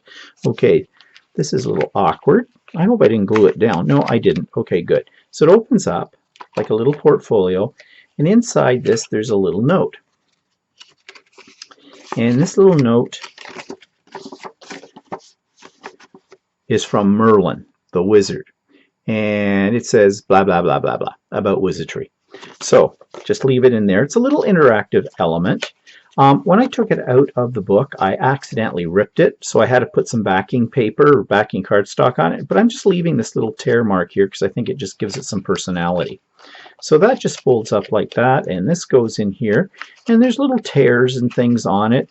It's supposed to sort of look like a leather portfolio. And it is a little awkward to tuck it back in here. Just give me a second. I'll get it tucked in. There it goes. Okay. So those two elements on that page. Now, since this little thing in here was something written by Merlin, I found the story of Merlin in this same book, and I just tore one page of it out, and really the things that have writing on them are not really meant to be read. They're meant to add texture, to add some interest in the grimoire. It's more of a visual effect than anything else. And so I just ripped the edges of this, inked them up, stuck it down, and then I found this little flourish that I inked as well that I just thought added something to the page. Now I've got to be careful. I'm getting into the habit of putting 3D embellishments into this little booklet, and it's not going to close if I keep adding 3D embellishments. So I'm going to have to hold back on the next future pages and make them relatively flat, or this is not going to close up. And you can see right now how thick it's getting just with those few pages, and I have many pages to go. So my little ribbon's hanging out at the top here, and I have another element. Of course, you saw that in the last segment of how I made that, the little cabinet card. And so there we go. So that's the next two pages done in the grimoire, and in the next segment I'll carry on with something else. So I've completed pages 7 and 8 in the grimoire, and I'm not going to take you through the process because I kept these pages pretty simple. Now, one thing I did want to do is keep these pages fairly flat, less three-dimensional elements, because already my grimoire is getting kind of thick when it comes to closing it, and I think I've got to cut back a little bit on the 3D embellishments, or I will not be able to close this book. So here's what I've done with this one. Now, I went to that wizardry book that I showed you earlier, and I scanned these two pictures, and I put them into my Cricut Maker and had the Cricut Maker cut them out. Although this one came out as almost a square, and I didn't really need to use the Cricut Maker to cut that out. I could have just gone around with a pair of scissors. In fact, that's what I did do after it printed it out. I just went and clipped around it a little bit to give it a little bit more dimension than just straight lines. This one I did have the Cricut Maker cut out as it was because I have a few more intricate curves and I don't like fussy cutting. So I'm using these like pockets. So I glued them down on 3 sides and left them open at the top and partway down the sides, and I tucked in these little spell cards. Now, I went around everything with my walnut stain oxide inks to give them that aged look, and I found these little, they look like copper pennies that I just put on the top. I used my Gorilla Glue sort of as a tab, and it also adds a little bit of a dimension to it. Now they are fairly flat, so I'm not worried about them making the book too impossible to close. Then I was looking for something else to put up along these pages just as an added element, and I found this little package of butterflies that I'm not sure where I got these. I think I bought them at a dollar store, and I just glued them on here. Now this one, you take a look, I double-sided. I took 2 of the same image and just glued them together so that when the book is closed, this is going to hang out a little bit. And as I've told you before, I like that look. So I just added them, and they've got a little bit of bling on them as well. They already came that way. So I didn't have to do anything to them except just go around the edges with a little bit of walnut stain distress oxide ink, just to get rid of that very stark white edge to them. So here we have this page, or these pages, and in the next segment we'll move on and do some more pages. Okay, so I have finished pages 9 and 10 in the Grimoire, and I'll just show you what I did with this. Now, keeping in mind that I'm trying to keep my elements fairly flat because my Grimoire will not shut if I have 3D embellishments on every page. So what I've done is I've done a lot of layering of elements here to give a dimensional look, but to keep it also fairly flat. So on this page, I found a couple of tarot cards that came from that book I showed you earlier, the Wizardry book. And these were in a little package in that book, and I thought, well, these are kind of cute, let's use those. But I wanted to be able to make it interactive so you could pull the cards out just as I have already. So I found a couple of coin envelopes that I tore the tops off, and then I crumpled them up a little bit and aged them with walnut stain distress ink. And I just glued them down, and they hold these little cards quite nicely. Now, I didn't like the look of just the envelopes themselves sitting in space, so I found a picture in that wizardry book, and I scanned it into my computer and printed it out, of a girl looking into a crystal ball, because tarot cards, crystal ball, fortune telling, it all sort of goes together. And then to add more dimension to this, I layered some elements of herbs, some butterflies. You know I love butterflies as an embellishment, and found this little saying, the best thing to hold on to in life is each other, which kind of echoes what's on this page, and you'll see that in a second. So by layering these, I've kept the page relatively flat. I've made a little bit interactive with the cards that you can pull out, and my book will be able to close. On this page, it was one of the pages that had a pocket in it for a tag, so I have a tag already that I had previously made, and on that tag I added the Tim Holtz paper doll sets. No, sorry, this isn't Tim Holtz. This is Mike Deacon's, one of his printable elements that I bought some time ago, and I just aged it, and I tucked in this little love spell as well. I thought it kind of went along with the picture. So my Grimoire is not all evil. Okay, my Grimoire looks at things from maybe a Wiccan perspective, I guess. They're good witches or whatever. Added the ribbon on it, and that ribbon will hang outside of the Grimoire when it's closed. And again, it just adds another element of interest, I think, when the whole book comes together. To cover up the pocket that this is tucked into, I added some more of these little floral embellishments. I think these might be from one of Tim Holtz's ephemera packs. And I had this little card that I printed out when I was looking for spells, and this is called Protection Herbs, and so I just tucked that in there as well. Now this particular page in this Graphic 45 album that I'm using does have pockets in between pages in some cases, and so this one had one of those pockets, and I just created this little card. I had printed this out some time ago, a bit of a mystic looking background. Added some of Tim Holtz's paper dolls here, these kind of creepy twins, and added Past Life Spell onto this as well. I did tear the edge and I aged it, as you can see, and that tucks right into this pocket. This tucks right into this pocket, just like that. And I'm letting the torn edge hang out a little bit just to give some dimension. So you can see when you close this, it is getting kind of thick, but you have these elements that stick out at the edges and at the top, which I think add a little bit more of a mystery. It gives it a sense that this has been used. Now I may run into one problem. I may have to take out one or two of these pages further on in order to make room if I add any more dimensional elements so that it will close up. But right now I'm going to leave that. So that was pages 9 and 10, and in the next segment we'll work on the next set of pages. I'm now at pages 11 and 12, and on 11 and 12 I decided, in order to keep things flat again, because I don't want this to get so big that I can't close it, I just did a simple collage, and I had these in my stash of things. They're a mixture of printables that I've gotten from various sources. I think some of them have come from Mike Deacon, and some of them have come from Graphics Fairy. So I just pulled out a variety of these elements, and along with my potion cards, or my spell cards, I guess they're spell cards, I created this 2-page spread of collaged items. And you know, I've got the creepy kids here, I've got an angel here, I've got this exotic Egyptian winged whatever she might be, a sun, these hands. I repeated some of the elements in different sizes on both pages just to make a connection between the two of them.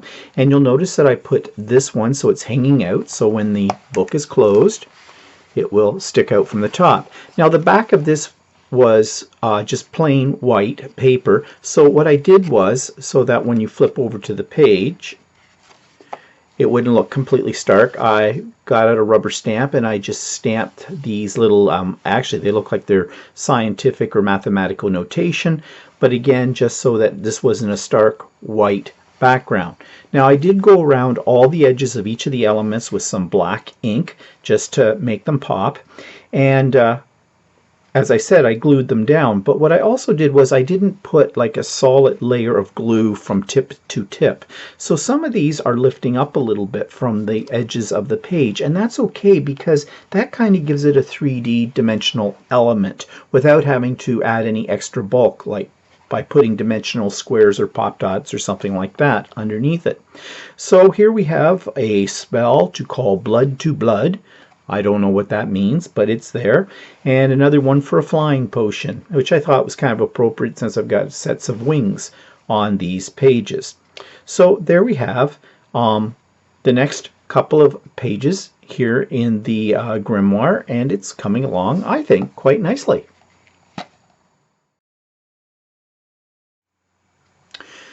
So now I'm working on another couple of pages in the Grimoire, and I realized something when I opened this up today to work on these, that I had missed a couple of pages. I had done these pages previously, and I didn't realize that these two pages were stuck together, and so I missed them. So I've gone back to do those pages, and again I'm trying to keep things fairly flat. This page had a pocket in it, and it had a tag. Now I had done the tag previously, at least the backgrounds on the tag. So on this one I went to my wizardry book that I have shown you before, and I just cut out this little thing about Virgil and forbidden spells, and I just glued them to the tag itself to keep it relatively flat. And I just added some baker's twine on here as the ribbon, and again I'm just letting things hang out as they will because I think it makes the book look fuller. I found another little picture inside of that book that I thought was kind of appropriate, so I stuck that down on the pocket, and that's all I did here on this particular pocket. On this side, I cut out a piece of scrapbook paper that has sort of a vintage graphic on it, and I just wrapped it with some of the baker's twine, that or butcher twine, I'm not sure what you call this, I think it's baker's twine, that I used on the tag just to pick it up on the other page, and I just wrapped it around this card toward the edge and went over it with a little bit of ink to give it that aged look and made it into a pocket. On top of that, I had this little wooden cutout of a clock. I aged it a little bit, again, just by going over it with a little bit of distress ink. It only takes a few seconds to do that. And I just grabbed another piece that I cut out of that wizardry book, and it's got writing on the back as well. And as I told you, it doesn't really matter what it says on it. It's all for the aesthetic. And it just fits right in here in this little pocket that I've made. And I'm letting it hang out over the edge as well. So these 2 pages didn't take me any time at all to do. And again, I'm trying to keep them as flat as I can, but at the same time allow for some texture and depth. And so I finished another couple of pages, and I did this very quickly. In this journal, although it's more of a decorative piece than anything, it's not really meant to be used, I decided to put in a couple of blank cards so that whoever has this might be able to write in their own spells if they wish. So on this page, from a paper collection that I've been using throughout this grimoire, I just cut out some of their little cards, and they're blank on the back, as you can see, but they fit the rest of the papers that I have used in here. And just to give it a bit of a dimensional look and for something different, I just had one of these very decorative paper clips. I don't know where I got them. I think I got them at Walmart one time, a long time ago, and I'm just using those to hold the cards in place. I did go around the outsides of the edges of the cards and everything on these 2 pages with some black StazOn ink as well. Now, before this, I was using walnut stain distress, but I was getting a little tired of that and decided to go with something a little darker. And so I had StazOn was handy, so I used it. I put this little plastic key element in here as well, and I did age it a little bit. It was already in a copper tone, but it was a little bit on the shiny side, so I just gently dabbed some StazOn black ink on that as well. And I'm holding it down with a little bit of Gorilla Glue. On the other page, I added another metal embellishment, and this one's sort of interactive because the hands on this clock or dial will swing around. I think this is one of Tim Holtz's eclectic collection pieces. And again, from the same paper pack where everything else has come from, there was another little cutout piece that I darkened the edges on and glued on here just to, add a little bit of interest to the page. And then I decided this is one of the pages that has a pre-made tag spot for it. There's the pocket and the tag, which I'd made before. I added this copper wired ribbon to it. Again, it's sticking up outside of my album to give it that very full look.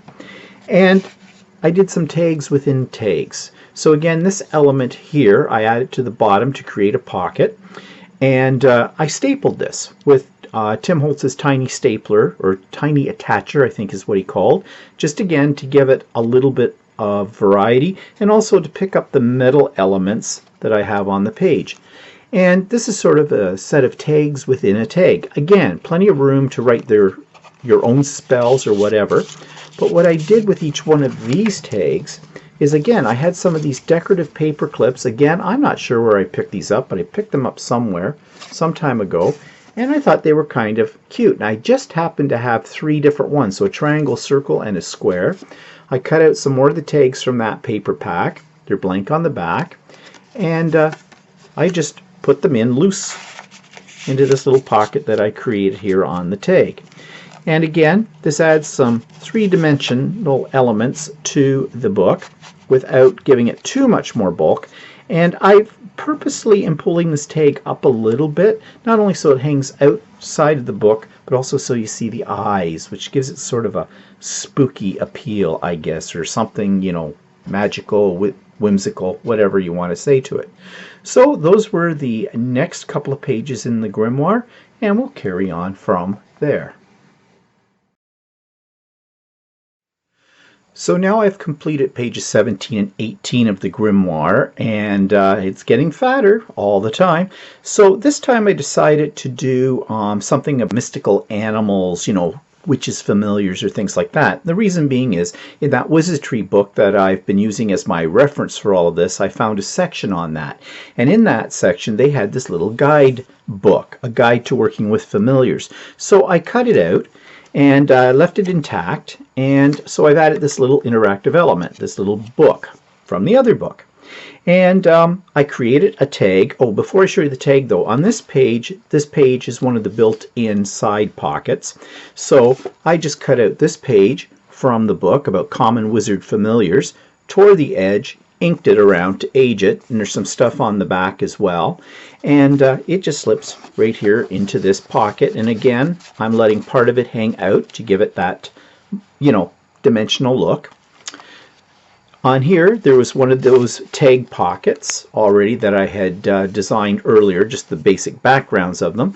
And I just cut out some bits and pieces from a scrapbook pad that I've been using throughout this Grimoire, and some 3D chipboard embellishments that I put a little ink on, and I don't know if it'll show up or not, but I did put a little bit of Wink of Stella on it, which gives it a glittery glow, and the back of it as well. Just cut them out, put them in, more of a decoration than anything else on the theme of familiar animals. Added this ribbon that I had, which I tried to stick down here so it wouldn't flip up like that, but I think I'll just let it go free. The glue didn't really take, but that's okay. It can hang out on the top of this as well. Again, giving that, thickness idea that there's a lot of stuff stuffed into this Grimoire. Some chipboard pieces here that I layered together and used a little ink on, and some Wink of Stella again. I also had these little tag pieces, and you see that I've used them on the big tag as well. Little sayings, and they're written in, I'm not sure if they're written in Italian. Yeah, I think it's Italian, and I have no idea what they say. But I'm just leaving it. Chances are somebody who speaks Italian won't see this Grimoire, or if they do, so what? They just add some atmosphere to it. So I layered those pieces onto these pages, and these two pages are now done. So my Grimoire, as you can see, is getting quite thick, and I think what I'll do is I'm going to leave it open for now just so these elements can finish drying, because they're still a little tacky and I don't want my pages sticking together. But then I'll tie it up, and what I might do is put a heavy weight on top of it just to let the pages compress a little bit. We'll see if that works or not. So I've worked on the next couple of pages in my Grimoire. These are pages 19 and 20, and I did this really quick. I'm getting a little faster on doing each of the pages. I don't know if it's because I'm starting to get a little tired of this project or what, but I went into my stash of mystical wizardry kind of things, and I found some more of those tarot cards I had before. So I just stuck those right onto the page just like this, and of course, like a lot of things I've done on this, I've let them hang over the edge so that when the book is closed it's going to look a little fuller. I found this in my wizardry book, and I just cut it out. It's some sort of mystical circle of symbols and numbers and things. So I stuck that down into the middle, found a couple of little saying cards from one of the paper packs, put those on, and to finish it off I added this small little it's actually a button, but it's the degrees on a compass, and I took the shank off the back of it and glued it down, and so it gives it a bit of a raised look. Again, I'm trying to keep things from being too raised in this because this book won't close if I get too many, and as you can see I have many more pages to go on here. Just as an aside to this, I don't think every one of the pages in this book are necessarily going to have something on them. I may have to take a couple of the pages near the end out, so this book will lay relatively flat and closed. On the opposite page, I found this little section on European wizards in that wizardry book that I've shown you before. I just tore it out, well, cut it out, and I tore the edges and inked them, and I had a couple of more of those tarot cards left over, so I made it into a pocket and just slipped those in. And that's really all I did on these two pages. This one was very quick, as I said. It took me less than 15 minutes to put together, and So there we have pages 19 and 20 of the Grimoire done. So I've completed pages 21 and 22 of the Grimoire, and we're getting closer to the end. And I used my wizardry book that I've shown you before as my inspiration, and in that it had some of these little books, little mini books. So I cut them out, and one's on spells and one is on magical phoenix and feather. So inside, another interactive element. You open up, there's a feather in there. It tells you what that's for. And this opens up as well. And I added these paper clips and put a couple of embellishments on top of them just to give, again, a little bit dimension to the page. I also used some of the scrap pieces that I had cut other things out of in that book, and I ended up with these little border pieces, and I just added one there and one here as a layer. They're subtle, they're kind of hidden underneath the other elements on top, but they do peek out a little bit. Here I made another one of those paper clips with actually a button. It's a compass, and I took the shank off and Gorilla glued it to the head of the paper clip. And I had these little colorful stained glass butterflies laying around. I just put those in to fill in the gaps.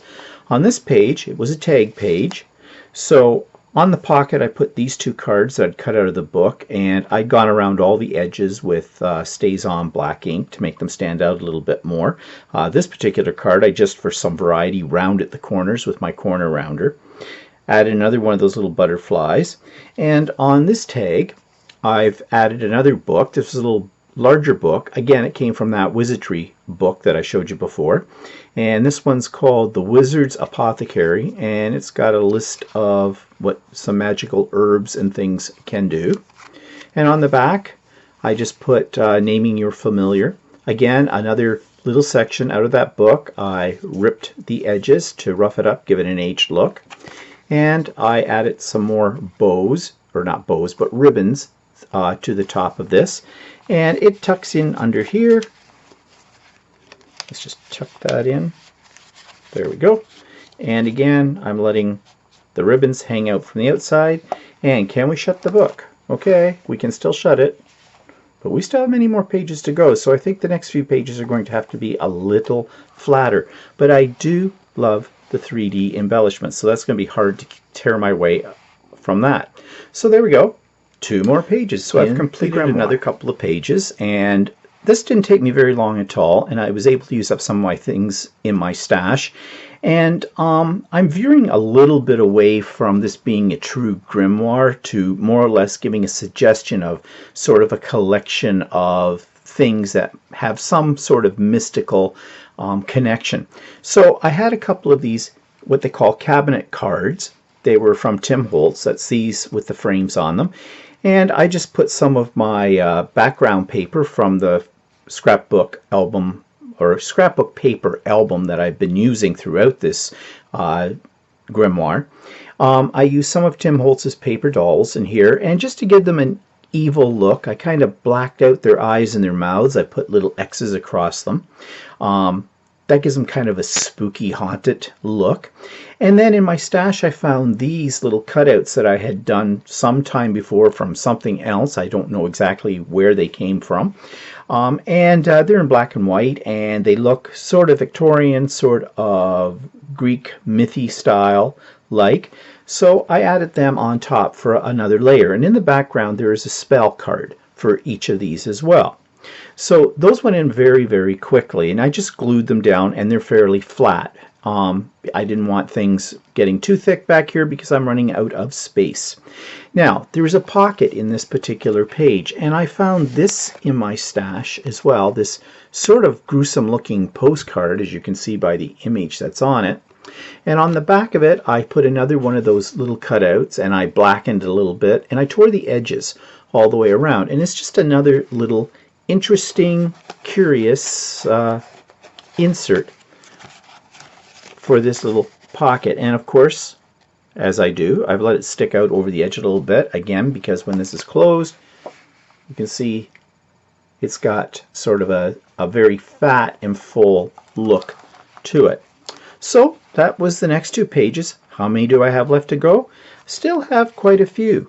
There's 2, 4, 6, 8, 10, 12, and if you count the back, 14 pages. Still 14 pages, and as you can see, it's getting thicker and thicker. It makes it a little bit more difficult to hold together, so I'm not sure. I may actually end up having to take some of these pages out just to get a few more things in. And I'm not sure if I can come up with any more ideas for the pages, but we'll see. So I've created 2 more pages in the Grimoire. I think we're up to pages, 25 and 26 now. And so here's what I've done. Now, these pages are featuring some elements from Mike Deacon. I buy a lot of his digital downloads, or digi-downloads as he calls them, and that's what a lot of these pieces are. So let's start with the background, because there's layers here. And these 2 pieces were actually a page that he had created out of a dictionary with a skeleton on it. And what I did was I decided to print them on vellum and adhere them, because I want them to be a little bit translucent so that the script paper in the background would show up. But one problem, I have an inkjet printer, and when you print on vellum with inkjet, you've got to let it dry because it will smear when it first comes off the printer. So I did let it dry. It takes about 5 or 10 minutes for it to thoroughly dry. But the other problem is the ink that I'm using in my inkjet printer is not waterproof. And at the beginning of this, I thought I might be using some matte medium on this page. Turned out that I didn't, but just in case, I used a spray fixative, a final fixative spray on top of this and let it dry. In fact, I heat set it with my heat dryer. I don't know if you need to do that or not, but I did, and that makes it waterproof. Ended up though that I didn't need the matte medium. Now the reason I was thinking I might need the matte medium is because when you put glue on the back of vellum, it often shows through. But I used my Tombow tape runner, which I love these tape runners. I buy them by the case, have for years, and it does not show up through this vellum. Now the vellum I printed on too was not a pure white or a clear. It was sort of an off-white. Bit of a gray tinge to it too, which I think helped to hide the tape runner on it. So I ripped the page in half and ripped around the edges as well and laid it down for my background. Then I just did some layering. Now again, it's getting very fat, as I've said before, so I tried to keep the elements as flat as possible on here. So this weird looking woman, I think she's called the Raven Queen. She is, because even this little nameplate came from the same set of digi-downloads from Mike Deacon, along with this bird with the red jewel sitting here on his neck, and it says Spirit of the Dark here. So I put those on, and I put a couple of my little mini spell cards that I printed out some time ago. I tore the edges and darkened them with some black stays-on ink. And friend or foe, that also came from the digi-download set as well. And I just layered them on here, trying to keep them as flat as possible. Well, after I got that done, I thought the page still needed something, so I went to my little stash of goodies and found these very stylized, almost, I don't know, gothic looking crosses. Darkened them. They are wood chip pieces. Darkened them with the stays-on black ink, and on this one, to pick up the red jewel here on the hawk, not hawk, but on the crow, I guess it's a crow, I just took a red Sharpie marker and colored in. There was a heart outline already on here, and just colored that in red, so the two kind of connect the pages together. And that is all I've done on this particular page. Now, looking ahead, I know I have to take pages out, and I have done that already. And when we get to this section, which will be probably in the next segment, what I did was I took out a group of the pages near the back, and I trimmed down the edges of this so it would slip into this pocket. So in a sense, I'm thinking, and I'm just thinking right now, I haven't made any decisions at all finalized on this, but this could be a little mini book that comes out of the main album. And I may have to do a little bit more trimming to get this to go in a little bit more smoothly. Something's in there stopping it. Okay, well, I'll have to play with that, there we go, a little bit later. But you see, it would open up like this, and there's other pages here. Now, is that going to reduce the bulk in my album? No, probably not. Let's put that over there. But it might be an interesting element. We'll see how that works out, because as I said, this thing does not shut anymore. Glad I put a long ribbon on it. So that takes us to the next part of my booklet, and I'm getting close to the end of this, of the grimoire, was to do this set of pages. Now, this book, as I've said before, is getting very, very thick. So on this page, I decided to use one of Tim Holtz's found relatives, and I used some of these letter cards that are part of the Tim Holtz collection as well. I'm not sure what they call them. And I had spell out the word spirits, and you'll see that I've used it on some of the pages here. Now, this section is actually a section of the last few pages that I was able to separate from the album itself and make it into its own little slip-in booklet. And the idea here is that there's plenty of space so that the person could write down their own spells or whatever. And it slips right into this built-in pocket. You know that this album that I'm using has some built-in pockets on the side, and it just slips right in here and folds over. So it was basically one of the sections, or a couple of the sections, that I was able to separate from the spine of this book and use it in this way. A little crooked here. It's a tight fit, but it does work. Okay, so this was a tag pocket, so again, carrying on the theme with the found relatives idea, I just put these on the tag, put a ribbon on it which will stick out from the top. Nothing. I didn't put anything on this page, mainly because I'm running out of ideas for it. But there we go, the tag, and again spelled out the words hex on here. And so this just folds in. It can stay in here as such, or it can be pulled out as I showed you a minute ago. So how many pages does that leave me now in the grimoire? Well, flip it over. I still have 1, 2, 3, 4, counting the back cover. I was thinking of removing these, and I may still do that. I can't remove this section because it's all attached with what I just put in there, so I will have to leave that. We'll see. If I put really flat things in here, we'll see what happens, because there's how it shuts up now. But it does shut up. And shut up, that sounds funny. But as you can see, it is a thick, overstuffed grimoire right now.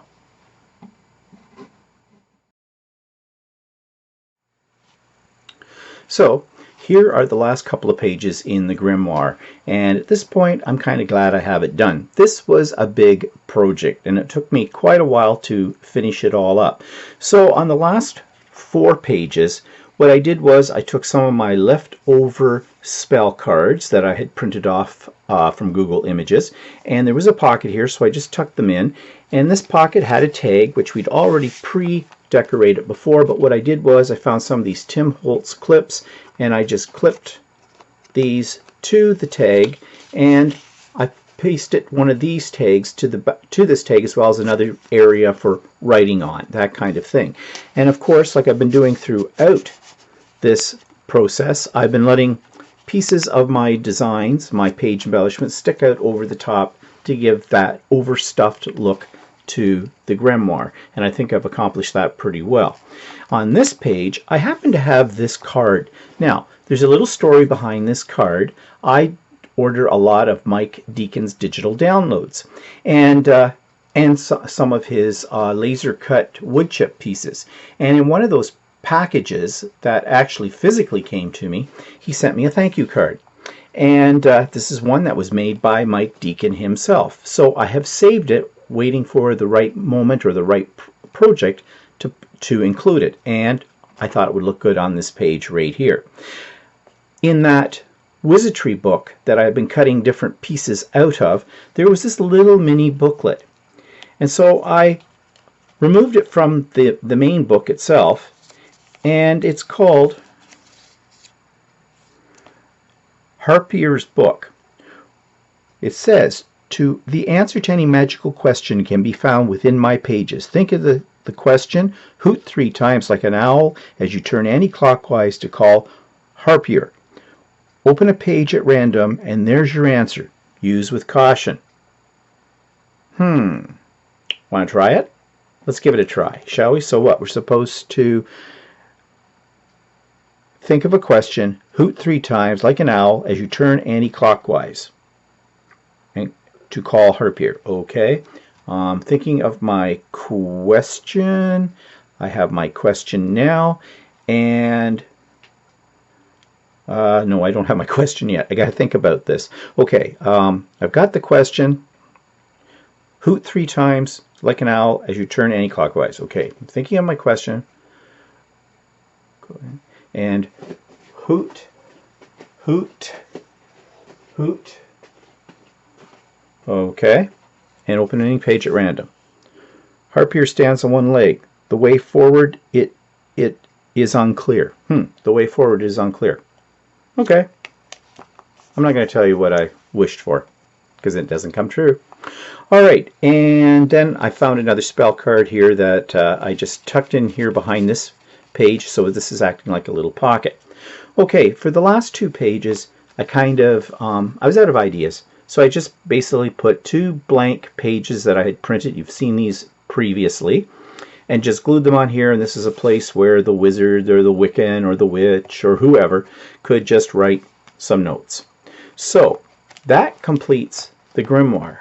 A lot of pages in here, as you can see, and so there we have it. It is overstuffed. I think what I'm going to do with it now is I'm going to tie it up, and I'm going to put a really heavy weight on this just to kind of bend it into shape a little bit more, and leave that on there for maybe 24 hours or something and see what happens. So that's the grimoire. It's complete.